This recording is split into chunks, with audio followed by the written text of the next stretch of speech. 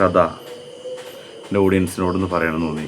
എന്നെ കാണുന്നത് എൻ്റെ മേജോറിറ്റി എൻ്റെ സ്റ്റുഡൻസിൻ്റെ പേരൻസ് ഉണ്ട്. അപ്പം ഇതിനകത്തുണ്ടായൊരു ഇൻസിഡൻറ്റ് ഞാൻ പറയാനായിട്ട് ആഗ്രഹിക്കുകയാണ്. സ്റ്റുഡൻറ്റിൻ്റെ പേരോ രക്ഷിതാവിൻ്റെ പേരോ ഒന്നും ഞാൻ പറയുന്നില്ല. പകരം ഒരു ഇൻസിഡൻറ്റ് ഒരു സ്റ്റോറി മാത്രം ഞാൻ പറയാം. നല്ല മഴയുള്ളൊരു രാവിലെ 5 മണിക്ക് ഒരു പയ്യൻ അവൻ്റെ വീട്ടിൽ ഉറക്കെഴുന്നേറ്റു. അവൻ്റെ സ്പൈക്കും അവൻ്റെ വെള്ളവും അവൻ്റെ ചെറിയ സ്നാക്സൊക്കെ ഉള്ള ബാഗ് സെറ്റ് ചെയ്തിട്ട് രാവിലെ വീട്ടിൽ നിന്ന് ഇറങ്ങാനായിട്ട് റെഡി ആയിക്കൊണ്ടിരിക്കുക. അപ്പോൾ 5 മണിക്ക് എഴുന്നേറ്റു. അവൻ റെഡിയായി. ഒരു 6 മണിയോട് കൂടിയിട്ട് വീട്ടിൽ നിന്ന് ഇറങ്ങാൻ നേരത്ത് ന്യൂസ് പേപ്പർ വന്നു. അച്ഛൻ ഫ്രണ്ടിൽ ഇരുന്ന് പേപ്പർ വായിച്ചുകൊണ്ടിരിക്കുകയാണ്.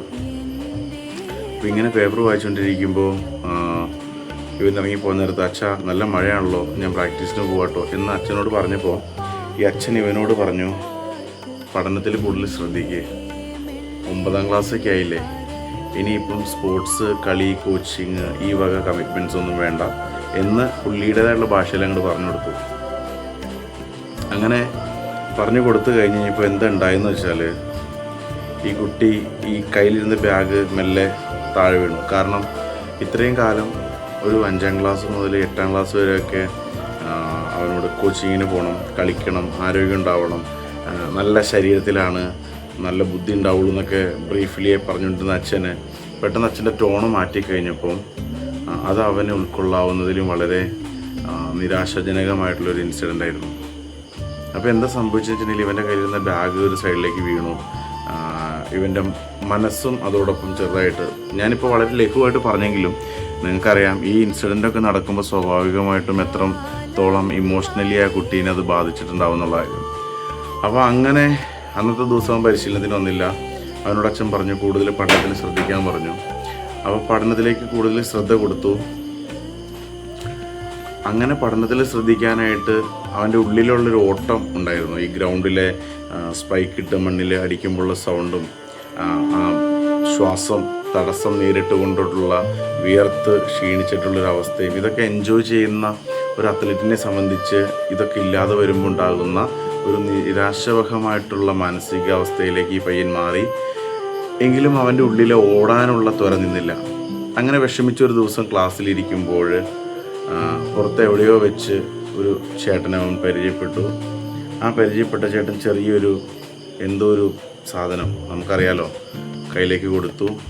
ആ കയ്യിലേക്ക് കൊടുത്ത ആ സാധനം അവൻ ആദ്യത്തെ ഒരു പ്രാവശ്യത്തേക്ക് ഈ ഉള്ളിലെ വിഷമങ്ങൾ മാറാനായിട്ട് ഒന്ന് ടേസ്റ്റ് ചെയ്തു.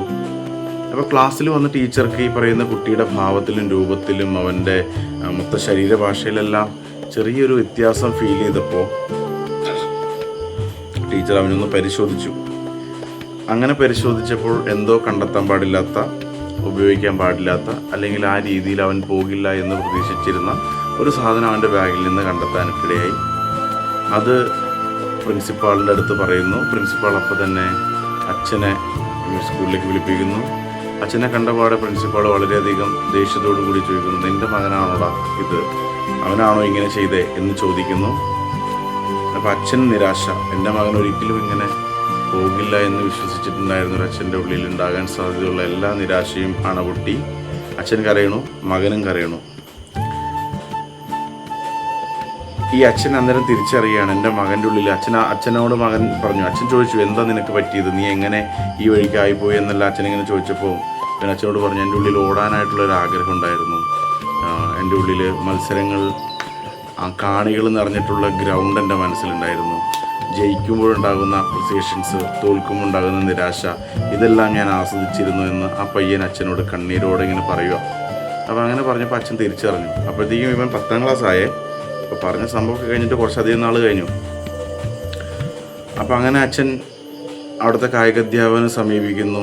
ഈ കുട്ടിക്ക് ഒന്നുകൂടെ പരിശീലനത്തിൽ പങ്കെടുക്കണം, അത് ആവശ്യമാണ്, അവനത് മാനസികമായിട്ട് മറ്റുള്ള രീതികളിലേക്ക് പോവുകയാണ്, അവന് പൊരുത്തപ്പെടാൻ പറ്റുന്നില്ല എന്നൊക്കെ പറഞ്ഞപ്പോൾ അധ്യാപകൻ തിരിച്ച് അദ്ദേഹത്തോട് പറഞ്ഞു, അവൻ ഇനിയിപ്പോൾ പഠിക്കട്ടെ, SSLC പരീക്ഷയ്ക്ക് ഇത്ര നാളല്ലേ ഉള്ളൂ എന്നൊക്കെ തിരിച്ച് പറയുവാണ്.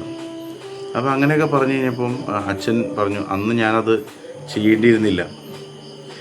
എൻ്റെ മകൻ അവൻ്റെ ഉള്ളിലെ ആഗ്രഹങ്ങളെ, അവൻ്റെ സ്വപ്നങ്ങളെ അവൻ്റെ ഉള്ളിലെ വിശാലമായിട്ട് പറക്കാൻ താല്പര്യമുള്ള വെമ്പുന്ന ഒരു മനസ്സിനെയൊക്കെ ഒരു റൂമിനകത്തേക്ക് പഠിക്കുക എന്ന് പറഞ്ഞ് കെട്ടിപ്പൂട്ടിയപ്പോൾ അവൻ്റെ മുമ്പിൽ ശരിക്കും ഒരു ചാക്കോമാഷ് രൂപപ്പെടുകയായിരുന്നു. ഒന്ന്. രണ്ട്, അവനെ തന്നെ അവൻ ഒരു ആടുതോമയായിട്ട് വിഷ്വലൈസ് ചെയ്യാൻ തുടങ്ങി. കാരണം ഇത്രയധികം എനർജി ഉള്ളൊരു പയ്യൻ അവൻ്റെ എനർജി എവിടെയെങ്കിലും യൂസ് ചെയ്യണ്ടേ.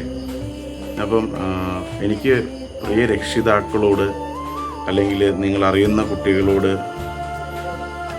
പറയാനുള്ളത്, ആരുടെയും ജീവിതത്തിലെ ഒരു ചാക്കോമാഷ് ആവാതിരിക്കാൻ നമ്മൾ ശ്രമിക്കണം. ഓരോരുത്തർക്കും ജീവിതത്തിൽ ഓരോരോ ലക്ഷ്യങ്ങളായിരിക്കണം. ഞാനിപ്പോൾ സ്പോർട്സുമായിട്ട് ബന്ധപ്പെട്ട ഒരു സ്റ്റോറി നിങ്ങളോട് പറഞ്ഞു. എനിക്ക് പറയാനുള്ളത്, കലയാണെങ്കിലും കായിക മേഖലയാണെങ്കിലും മറ്റുള്ള ഏതൊരു, ചില കുട്ടികളുണ്ട് ഭയങ്കര ബിസിനസ് ചെയ്യാനായിട്ടുള്ള ഭയങ്കര താല്പര്യമായിരിക്കും. അവരെ വിടണം, ആ പ്ലാൻ അനുസരിച്ച് അവരെ വിടണം. അവരുടെ സ്വപ്നങ്ങൾക്കനുസരിച്ച് ചിറക് വിടർത്താനായിട്ട് അവരെ വിട്ടുകൊടുക്കണം. അപ്പോൾ അവർ പറക്കും. ആ ഉറക്കെ പറക്കുമ്പോൾ, ഉച്ചത്തിൽ ഉയരത്തിൽ പറക്കുമ്പോൾ കൂടെ നിന്ന് കൊടുത്താൽ മതി. നമ്മൾ അവർക്ക് വേറെ ഡിസ്ട്രാക്ഷൻസ് ഉണ്ടാക്കി കൊടുക്കാതിരുന്നാൽ മതി. നല്ല രീതിയിൽ അവർ പറന്ന് ലാൻഡ് ചെയ്യും.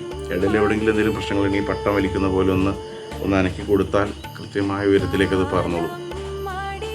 ആരും ദയവ് ചെയ്ത് ചാക്കോമാഷ് ആവാതിരിക്കാൻ വേണ്ടി ശ്രമിക്കുക. ഒരു തോമസ് ചാക്കോനോ ഒരു ആടുതോമനോ ഉണ്ടാക്കാനായിട്ട് ശ്രമിക്കാതിരിക്കുക.